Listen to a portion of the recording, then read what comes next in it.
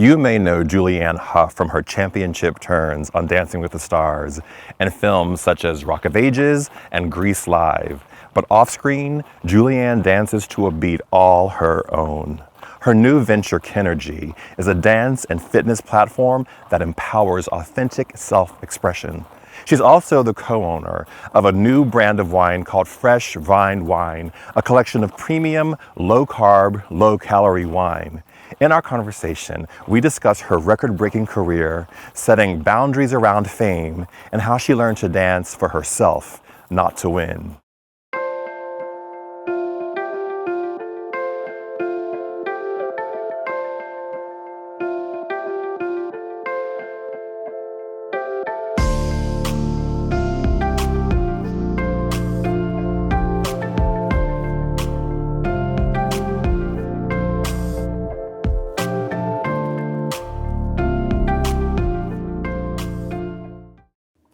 At We Care Spa, we believe that if we can make sense of our lives and reconnect to the earliest, sometimes forgotten parts of ourselves, we can become whole again. Today, I'm thrilled to share the fast with Emmy Award winner Julianne Hough. Julianne, welcome to the fast. Well, thank you so much. By the way, your voice is so smooth. I just need everybody to introduce me that way. I'll record it. So good. I have a voice and a face for radio. I don't know. No, for camera and for life. I mean, you are heaven on earth, and I love just hanging out with you. Thank you. Thank you. I'm so glad you agreed to do this today. Of course. You've been such a supporter of We Care Spa over the years, and to have this moment with you, I'm so grateful. No, I honestly, like, my gift is that I get to come here. So the fact that I get to share this with so many people watching and just share my experiences and just how, I don't know, this has impacted my life in such a profound way. And we are speaking the same language. I'm excited to be able to offer and contribute what I can back. So. You know, and I love that because I think one of the really unique things about We Care Spa is that people come here and their lives are changed. If they go on the journey and invest in the journey, I think they really, and I hear it from the guests. They come here and their lives are changed. And I can see it from the arrival, that first day or two when they're really like in that beginning stage to that last day. It's like a new person. Honestly, I feel like I am a We Care ambassador because every time I come, I'm like, I can pick out the people who are new and I'm like, hey, where are you trying to go? What can I help you with? Here, let me help you with this drink. It's like, I get so much joy. So I'm just saying, like, if you guys need another person to work here, I'm down.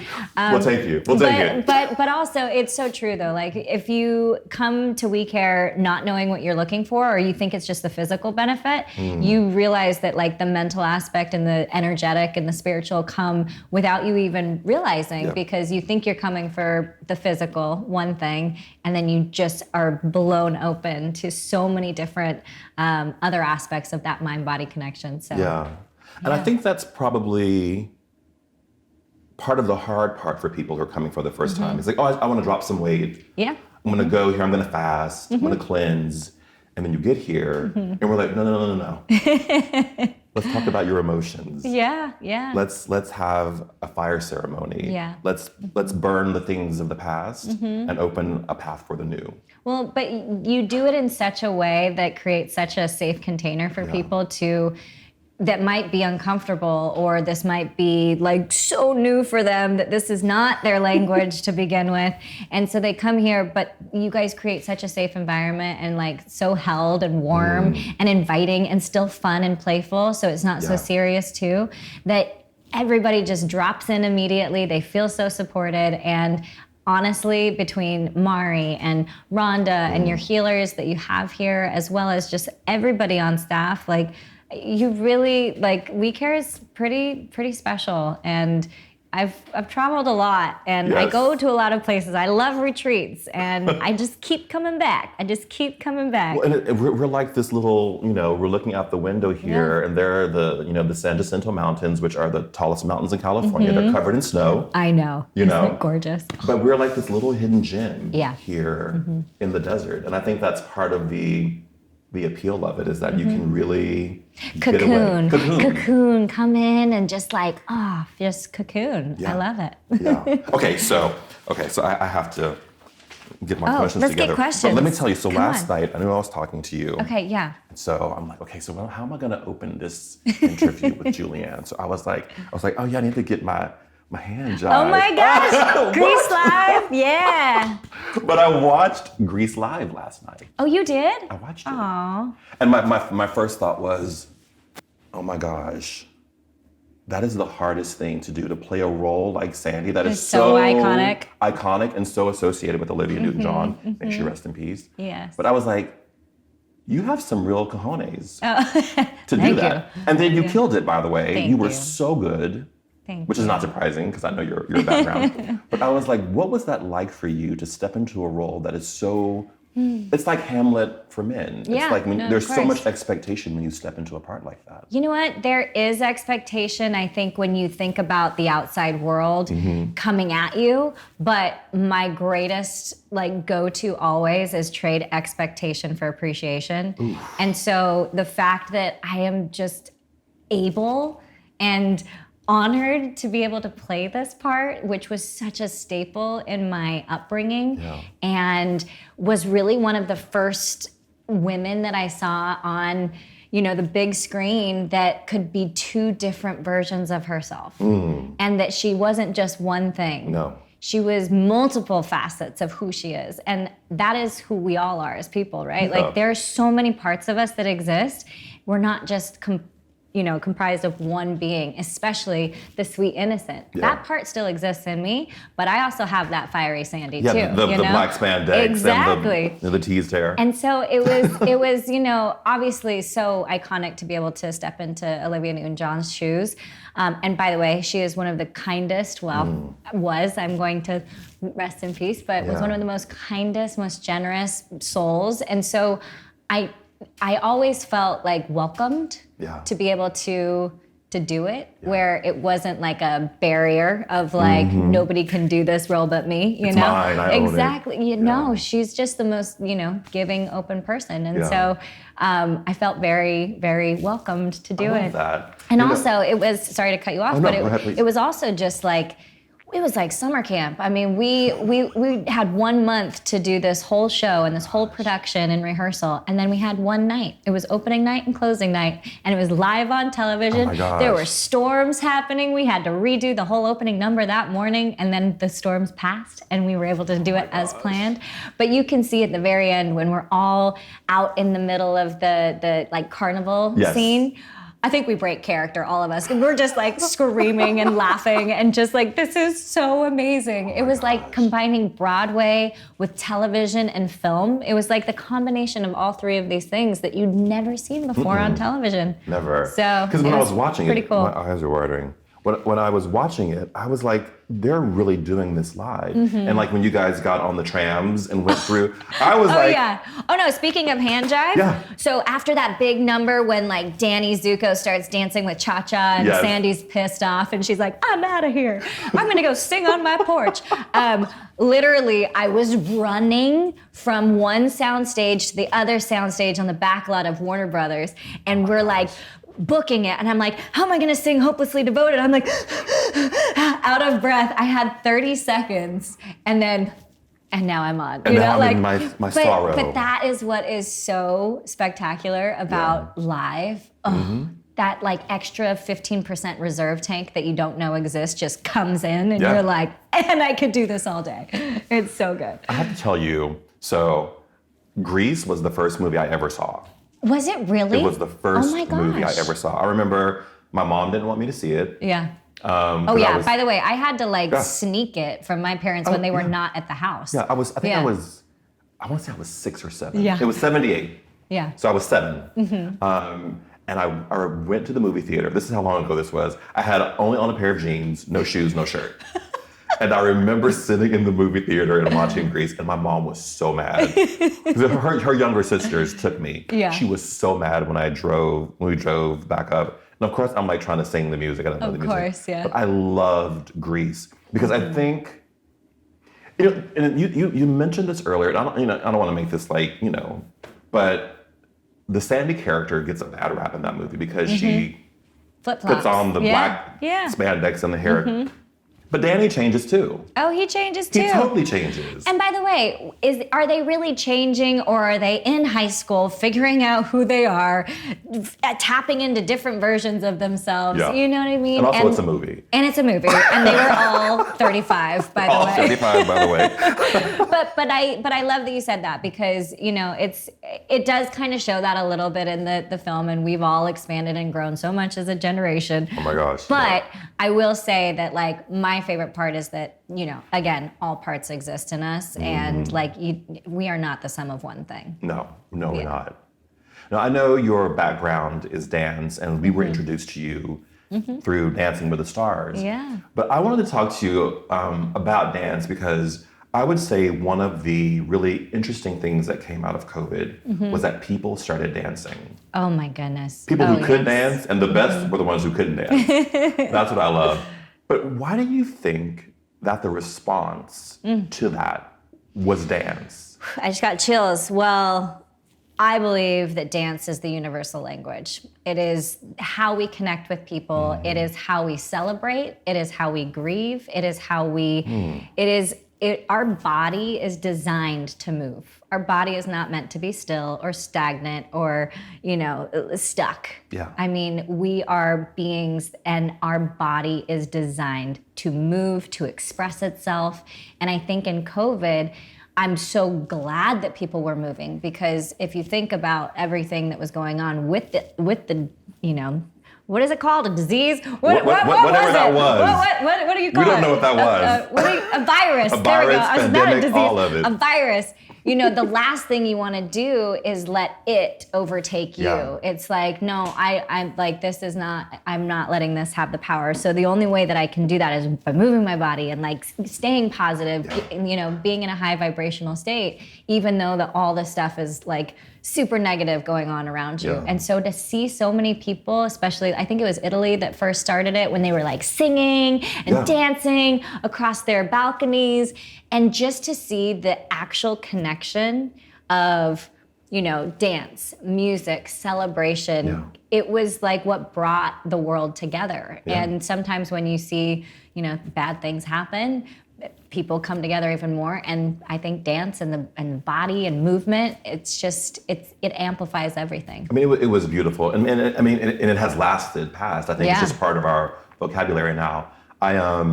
I went to Yale Drama School and studied with a man who has since retired. His name is Wesley Fada. And he was a Martha Graham dancer, one of her proteges. You don't call them primos anymore. Yeah, one of her main dancers. And he would always tell us in dance class, he would say, people dance when there's no language to express what they're feeling. And and he would always tell us, let the bear out when you dance. And I remember one day I was dancing across the floor. We were doing these things. We had a drummer in the class. And we were doing these sort of like warm up, you know, passes across the floor, and I fell. And he's like, I love it when dancers fall because they're giving it 100%. They're giving it everything. It's the best when a dancer falls. I love the dance. I love that you come from dance. I think it's really a beautiful gift when people can express emotion and evoke emotion in people through movement, through their bodies. And by the way, it's not always like that. Like, I was a professional dancer my whole life, and I was very obsessed with being perfect. And like making sure that I did it right and I looked good, and it was all about perfection. And it wasn't until later in life that I was like, oh my gosh, first of all, dance has been my therapy without me realizing it. That's one. But two, how do I actually dance for me and not to win? Right. You know, because I was a competitive dancer. So I had to like learn how to get weird and get like ugly in my body, because it's not about perfection, it's about expression. And like when you can express yourself and emote, and it's not about dancing like, you know, you have to get it right or wrong. There is no right or wrong, good or bad. It's just, I mean, think about it. Like when you're a baby, maybe you can't remember back then, but think of a baby. Yes. They have something like 10,000 unique movements. Yeah. And as an adult, we have like 1,000. Wow. When you see a baby in a high chair, when music comes on, They just move. they just dance, right? And they love it.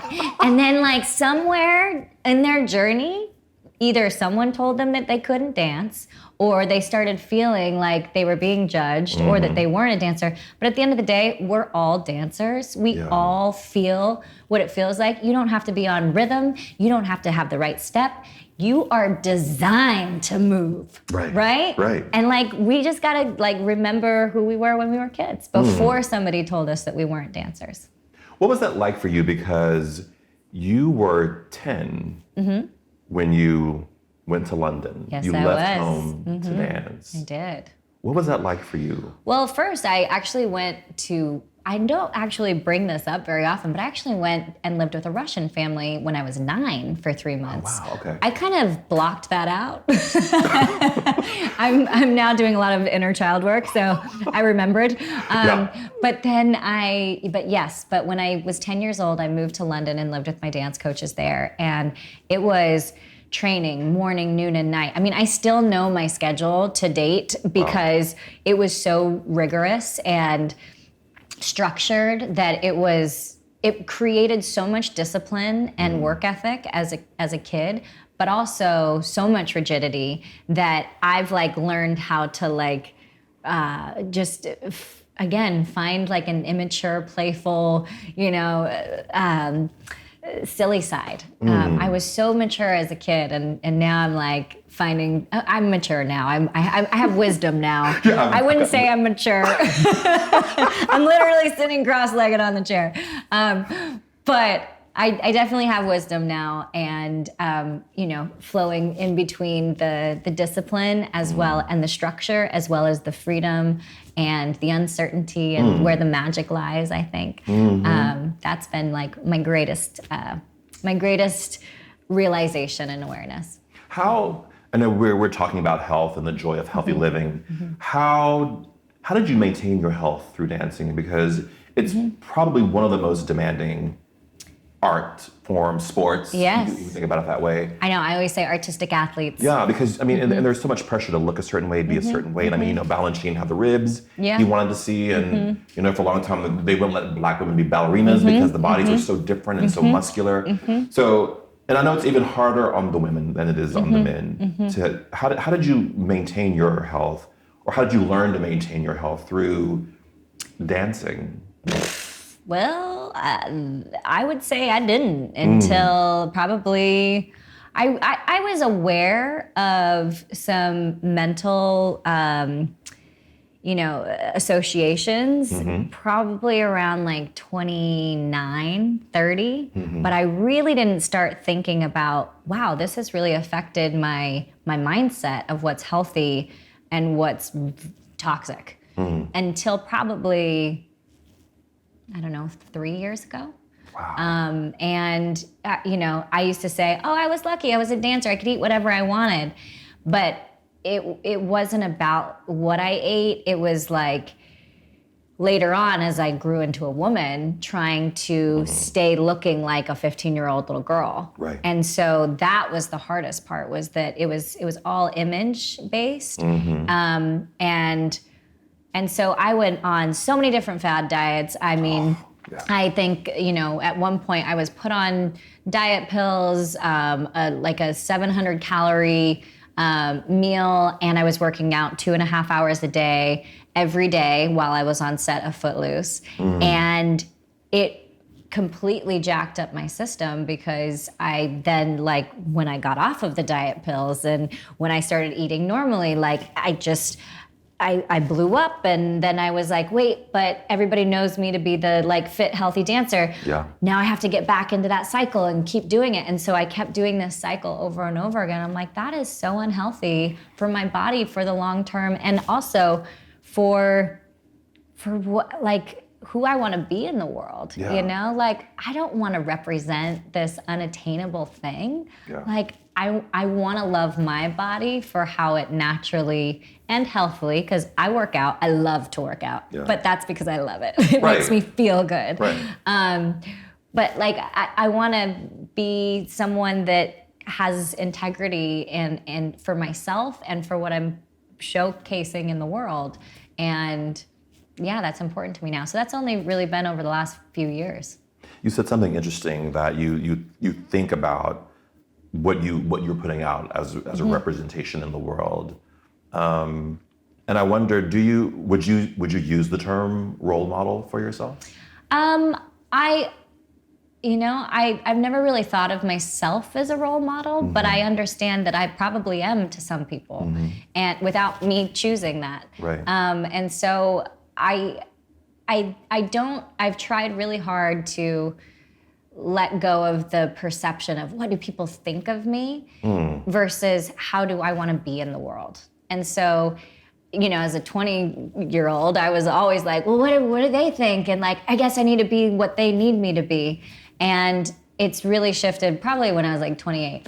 I was like, no, I got to be true to who I am. And the more authentic, the more true I am to like myself and my being, it gives permission to the other person to see that they can be totally authentically them. And that's all I want to do. I don't want to say, hey, do this, do that. Just, I'm going to be me.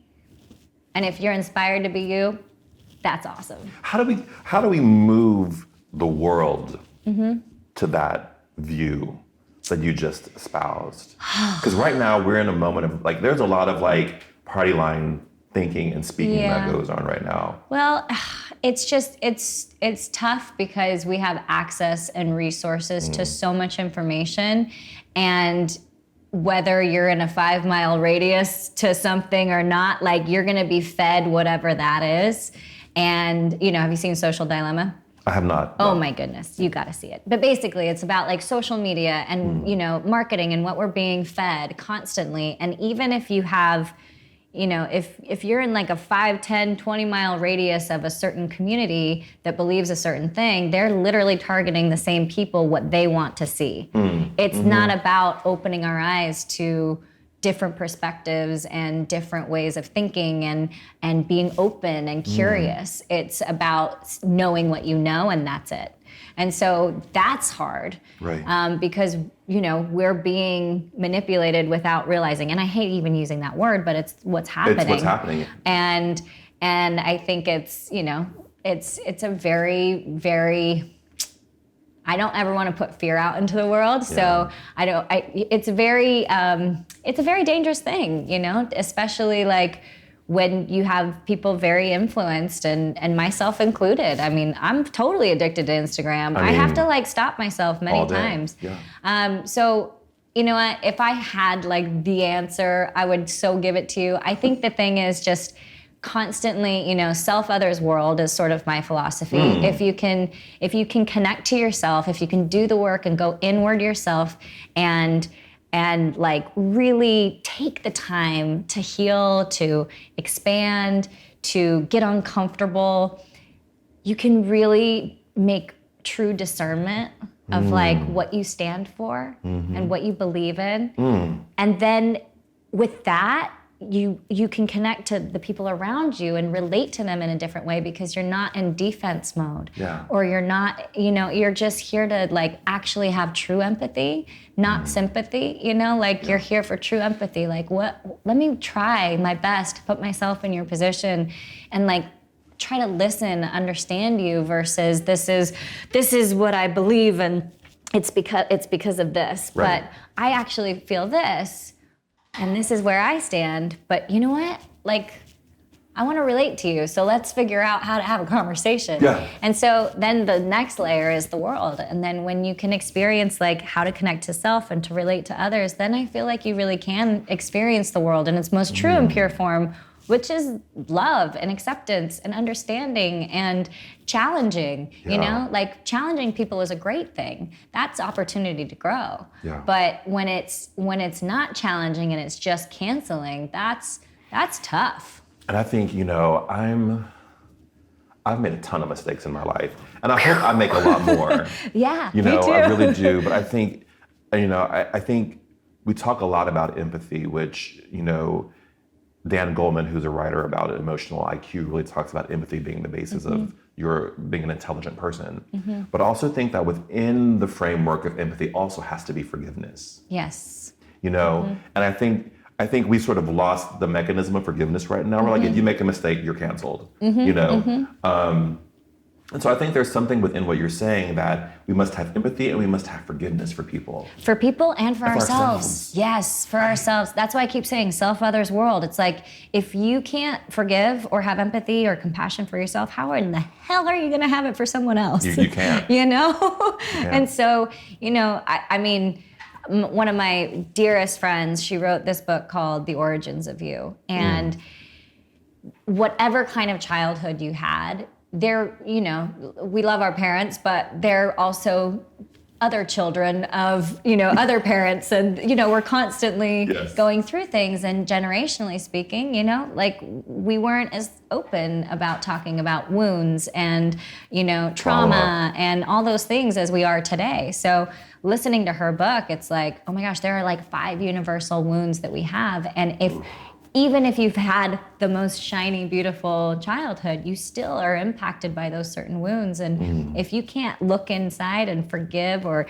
have empathy or compassion for those parts of yourself, then how are you going to see that in others? But I'm not here to preach. but you better keep preaching, Julianne. I'm just talking to myself. You better keep preaching. I want to talk about Dancing with the Stars a little bit. You must be so tired of talking about Dancing with the Stars. You know, I'm not. Okay. I'm actually not. Because you're going to be hosting this season. I am. And I wonder what Dancing with the Stars means to you. It has been such a journey. I literally have grown up with the producers, the casting director, the Tom Bergeron, who was the host to begin with me, the judges, from when I was 18 years old. Wow. And I was always on the show for some reason for 2.5 years, 5 seasons. And you won twice. Twice, yeah. Right, so I started as a company dancer on the tour. Then I got on the show and spent 2.5 years as a pro dancer, won my seasons back to back.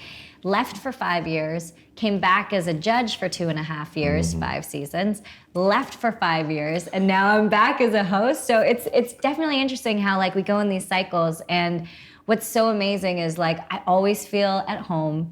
I always feel like I have a family there. It's where I began, but every time I've come back in a different role, I've grown so much as a human that my association with the show has changed. I think when I was a dancer first, as a pro dancer, I was like, but I'm so much more than a dancer. I'm gonna go and sing and I'm gonna go and act. And I kind of— Which you did. I did. I absolutely did. But for some reason I had associated like success as like dancer wasn't the epitome. Musician and actor was, because dancers are always in the background. So it was this weird thing that I had in my head that I was like, no, I need to like not be associated with the show anymore. And I need to go and be an actor and be in Hollywood and do movies. And there's nothing wrong with that. It was very much my young self. But then coming back as a judge, I felt like, oh, I get to like contribute and help, and like I've been on the other side, so this is going to be really special to be able to really give feedback while also not having to do the work 7 days a week with my partner. I can do other things still. And this time coming back, I just feel like I'm 18 again. I feel like a kid. I feel like I'm discovering the show. I feel like the fans, the people that have been there from the beginning, and just like a gesture of like, thank you. Thank you for being on this journey with me this whole time to figure out where I came from, and the people who supported me this entire way, even when I was like, I need something else, like they have been there. Like this is my family. And so I am like beyond thrilled. I can't wait to just like give everything that I have. I want to do such a great job. I know you will. But like sometimes I think I got to a certain point, like in the middle of my career, where I was like exhausted. And I was like, how can I do the bare minimum and still do great things? And now I'm like, how can I give everything? Like, and that's where I'm at now. I'm so excited. You said something very interesting, and I wonder what in your career, your life, has surprised you? What has surprised me? Ooh, that is such a good question. Well, you said as you were talking about your journey and your relationship with Dancing with the Stars, it made me think, and you left to do movies, and in 2022 you made your Broadway debut. It just made me think, what has surprised you on this path, this unbelievable journey that you've been on since you were a child? You know, I'm just gonna go with what my gut is saying. Yeah. I think that anything is possible. Anything, I just got chills. Anything is possible. I mean, and not with hard work, not with determination, but just in general, anything is possible. Yeah. And I had two different versions of my success. The first one was coming from a negative charge to prove myself. And I had a lot of success during that time, don't get me wrong. But the lack of fulfillment that I had was, it was just an emptiness of what's next, because I need to continue to keep going. Otherwise, the emptiness, what am I gonna feel? Right. When I started in that transition of learning how to love what I did again for me and not to prove myself to everyone else, I lost all motivation, and I had to find it again. And what I realized was I was so afraid that I was gonna miss out on time because everything was happening so fast in front of me, and I was gonna miss out, and I have to do it now, otherwise I'm gonna miss my opportunity. And that still existed, but I allowed myself time to kind of just be. Yeah. And the things that I say no to now and the things that I say yes to now give me so much more space in my free time that I actually am a human being too. Right. And I've never felt more successful or have never been, this abundant financially, or I have never felt like I have true friends in the industry that have my back. Then I felt super alone and just hustled and grinded, whatever that word is, forever, and felt so lonely. And this version, there's so much opportunity and there's so much love within it.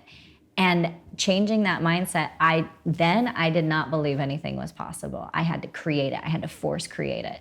And now I'm anything is possible, and I have no idea what it's gonna be.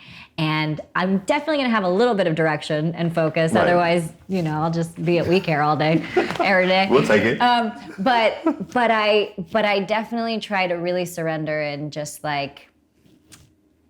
what is my authenticity creating without me trying? Where is my aligned soul, and how is it supposed to show up in this world? And then somehow things start coming in, and then I get to choose.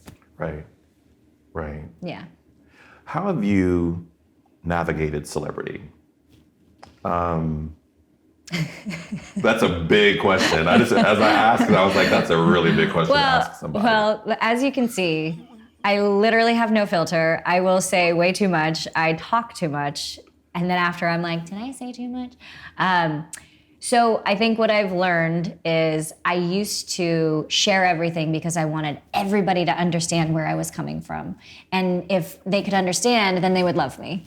And so I shared everything to the point where I showed my marriage, our relationship, my dogs, the things that were the most sacred to me, I gave freely. And I have really since then, in the last probably 3 years, I've reserved the things that are important to me. And I'm this is called boundaries. I'm just learning them in my 30s. And I'm happy to give, but you can't have everything. And that has provided me so much safety for myself and things that are important to me. And what I value is so different now than what it was before. And By the way, I love my fans. I have the best fans, and they like support me and everything. And some of them might really love me, but some of them might just adore me, you know? And I know the difference now. And like my friends, my family, they love me. And those are the people that I'm gonna share the deep things with. And I'll share, of course, like I'm sharing now, you know, but I don't need to bring everybody into my relationships or, you know, I haven't posted about like my dogs passing away because I realized I was like, that's not for them. And they're the most sacred things to me that like represented unconditional love. And like, I want to protect that. Yeah. And like, I don't want to give any kind of narrative to someone else to create what that might be. I want to have that narrative. So, yeah. Well, I'm sorry about your dogs. Thank you. Thank you. It's been 3 years now, but I appreciate it. Thank you.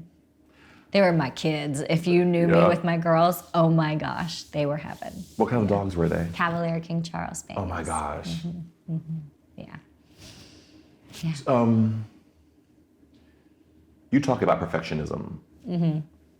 How, and I think a lot of people suffer from that. Yeah. Perfectionism and imposter syndrome seem to kind of like all kind of go hand in hand in some kind of weird way.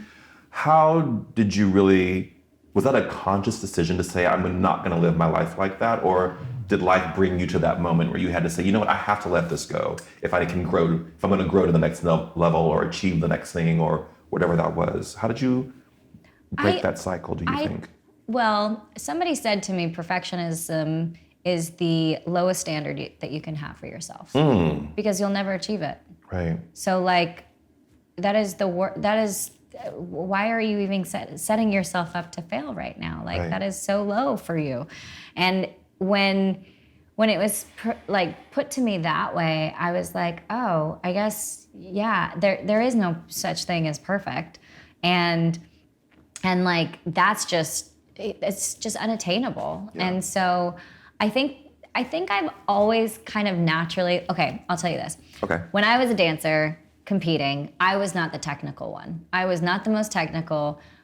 I wasn't necessarily the most talented, but I was the most magnetic. I was the one that just gave it my all and like had fun in the moment to the point where sometimes my coaches would be like, what did you just do? Like, I don't know. I was like, I don't know, I was lost in the moment. It felt so good. And they're like, you didn't do anything that we did in practice. And I was like, yeah, I know, I'm so sorry. But that was like when I was really, really young. And I was just so free. But I will tell you, the judges, the audience, they couldn't take their eyes off me because I was free in my body, you know? And then I kind of like learned how to do both. Right. But I will say, until I kind of had this beautiful moment of like channeling, downloading my KINRGY modality that like came through me, I was still very much like, I need to get this right. It's all about being right or wrong. Or, you know, it's black or white. It's not one or the other. And I was like, there's more to that. There's more to that. It's not this or that. And so I started kind of working through this modality, and it's through movement, it's through breath, it's through visualization, it's through just more energy and expression. And all of a sudden I was like moving in weird ways and dancing and like making different kinds of sounds and like, you know, it's not that weird, but it sounds weird me telling you right now. But it's definitely uncomfortable for people to just be like, what am I doing?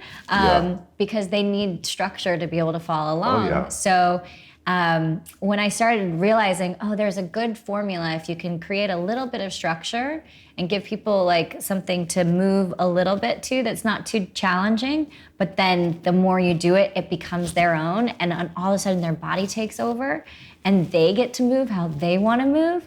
Like, that's the dream. And so when I started it was kind of coming through me, I started embodying it even more.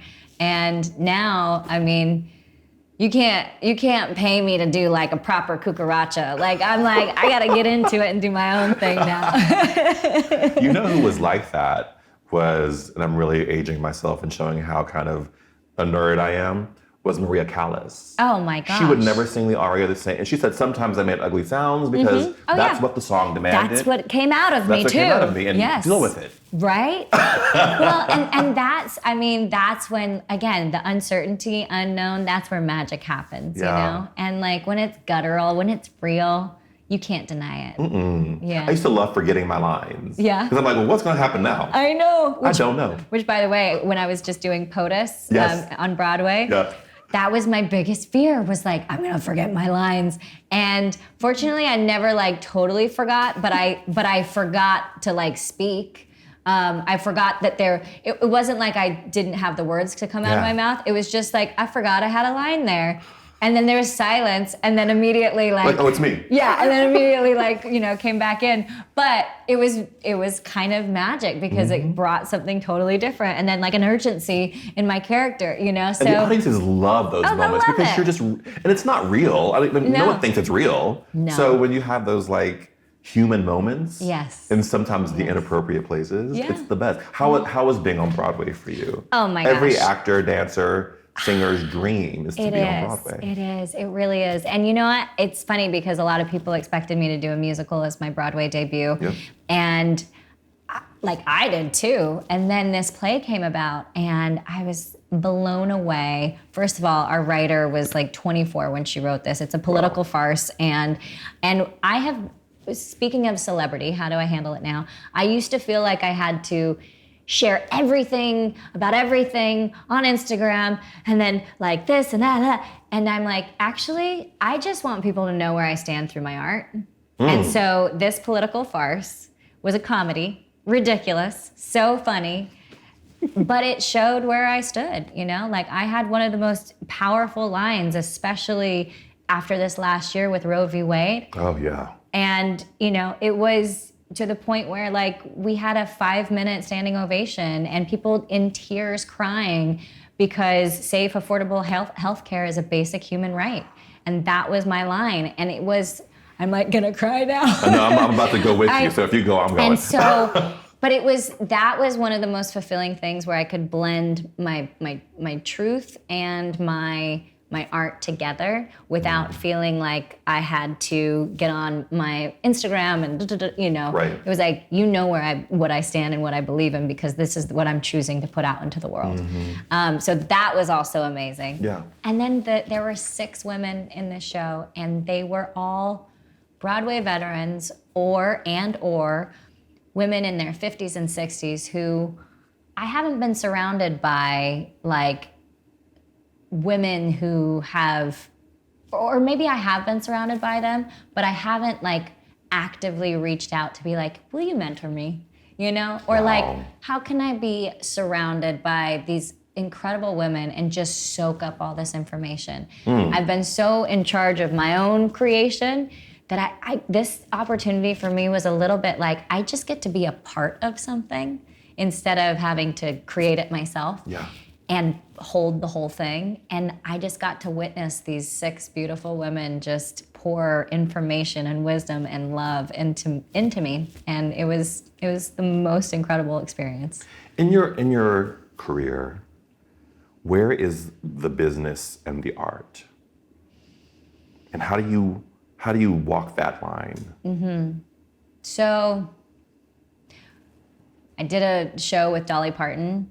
And I love her. I know, and she was like, Julianne, you remind me of me. And I was like, do I? And she's like, do you think that I knew how to open up a theme park? No, but I wanted to. Yeah. And I knew it was possible. She's like, but I hired people who knew how to do it that were smarter than me. Which in turn made me smarter than them because I hired them. Right. And she's like, stay the visionary, stay the artist. And I was like, oh. And it was right around the time that I was starting 2 of my companies that I was founder and CEO of one, and then I was a co-owner of one. And all of a sudden, I was starting to do the day-to-day operations of things. Sucked into it. Oh. It just sucked the life out of me. Yeah. And everything that became like coming from a good, pure intention of creation, which is my strength, all of a sudden got diminished because I went into like operations. And so the business and the art, like that, I've really had to like build a team around me. I look at it as, actually Tony Robbins talks about this. He's like, they're in any kind of like business C-suite or whatever it might be, you need the artist, the entrepreneur, and the manager. And you probably have a little bit of all three within you, but like, who are you in that? Are you the entrepreneur? Are you the manager? Or are you the artist? I was like, for sure, the artist with entrepreneurial skill sets, zero management.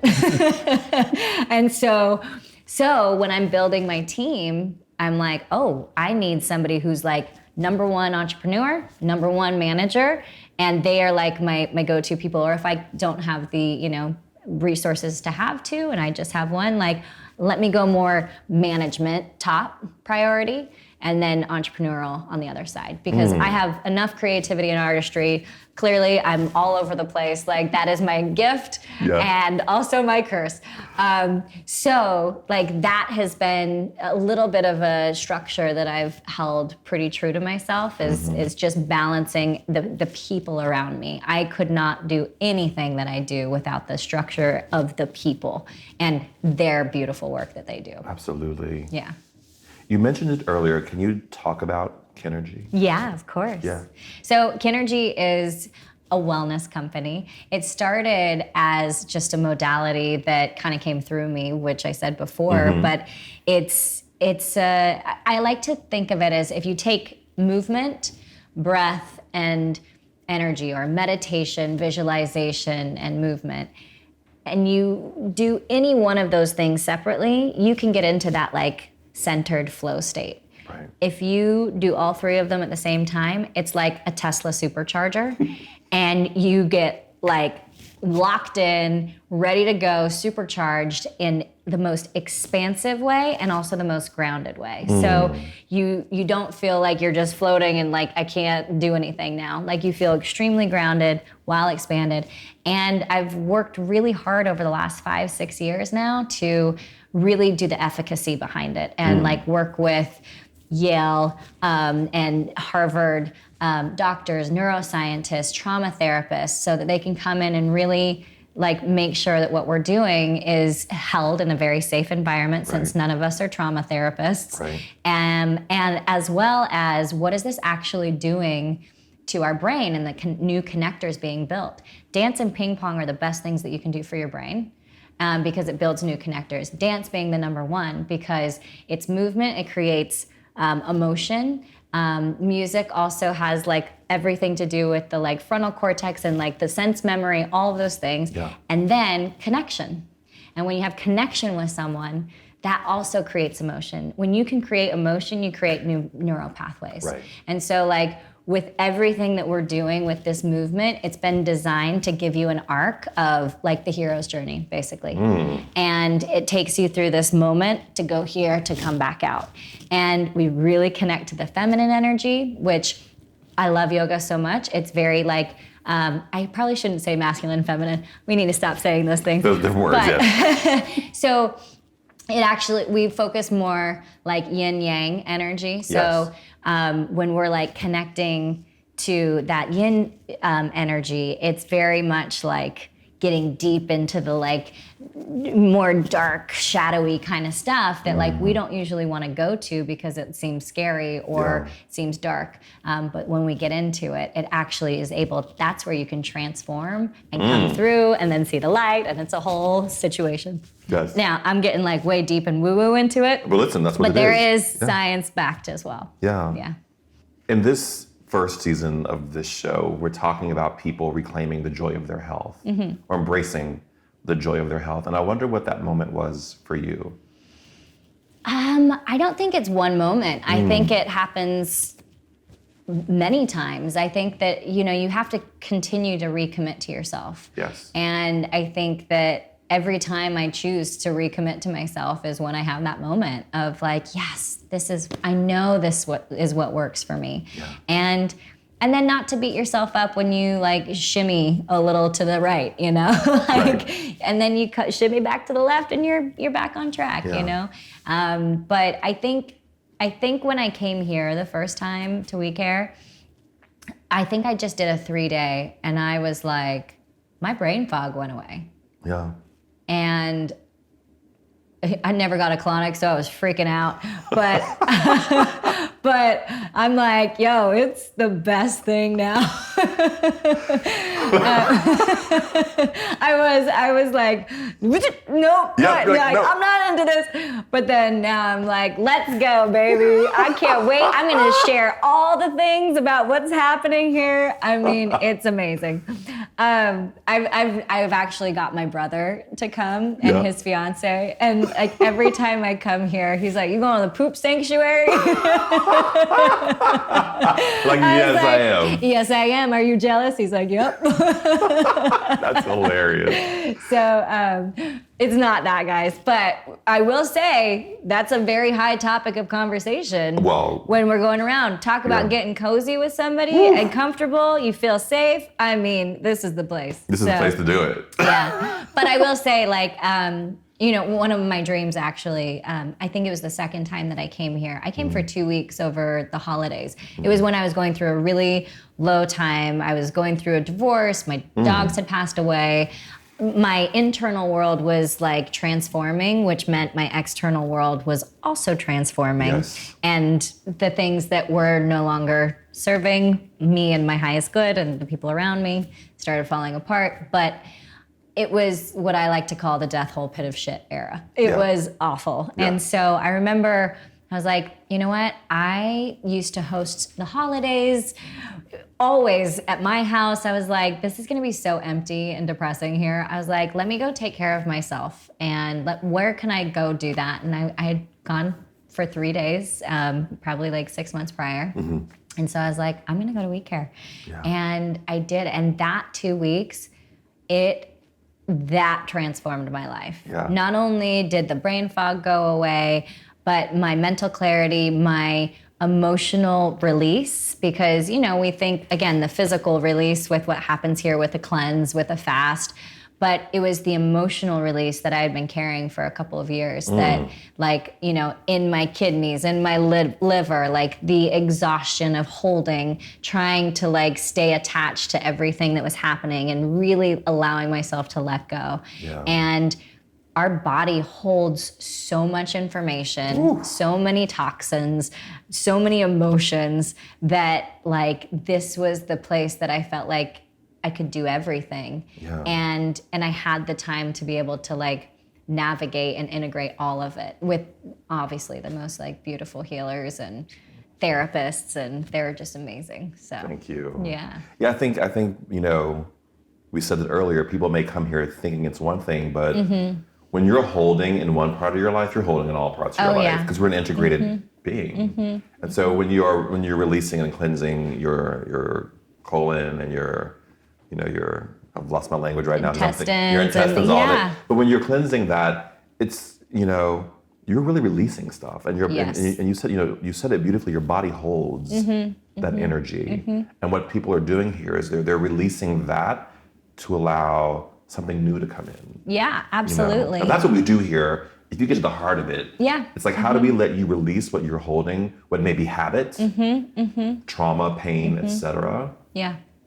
So that you can allow the new to come in. It's so true. And that's exactly what has happened, because I think that, like, you know, you kind of go through different acts of life, you know, and I feel like I'm in my second act right now. Yeah. I don't know. I feel like I'm in my 14th, but like, but really, truly, I feel like the knowledge and experience and the go of it all that I've had my whole life, I'm so learning how to slow down and allow space. And when you can clear out, release, and create space, and not just fill it with more stuff that you're used to, you can really reset and recalibrate and really design your life exactly how you want it. And like having a foundation like that, I mean, that completely set me up for like the life that I wanted to create, not the life that I could create around all these other little things, Yeah. you know? Yeah.